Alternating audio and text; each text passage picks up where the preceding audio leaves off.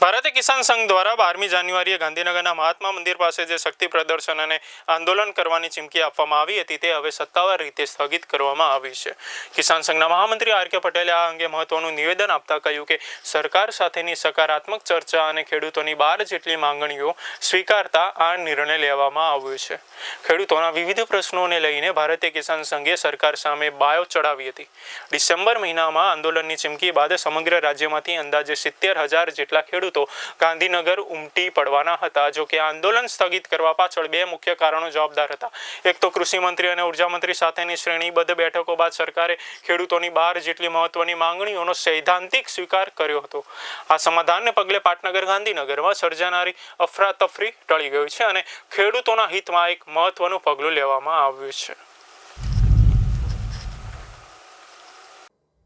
જ્યારે વડાપ્રધાનશ્રીનો જે રૂટ છે, જર્મનીના વાઇસ ચાન્સલરશ્રીનો રૂટ છે, એ રૂટ પણ એ જ હતો. પરિણામે વ્યવસ્થાઓની દ્રષ્ટિએ, સુરક્ષાની દ્રષ્ટિએ પણ અડચણો ઊભી થાય એવી પરિસ્થિતિ હતી.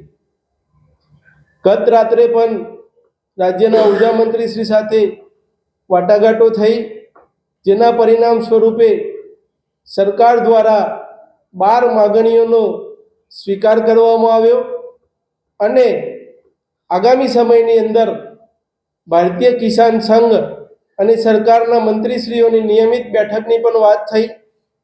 12 મુદ્દાઓનો જે સ્વીકાર કરવામાં આવ્યો એના ભાગરૂપે અત્યારે ભારતીય કિસાન સંઘનો જે શક્તિ પ્રદર્શનનો કાર્યક્રમ હતો એ હાલ પૂરતો સ્થગિત રાખીએ છીએ.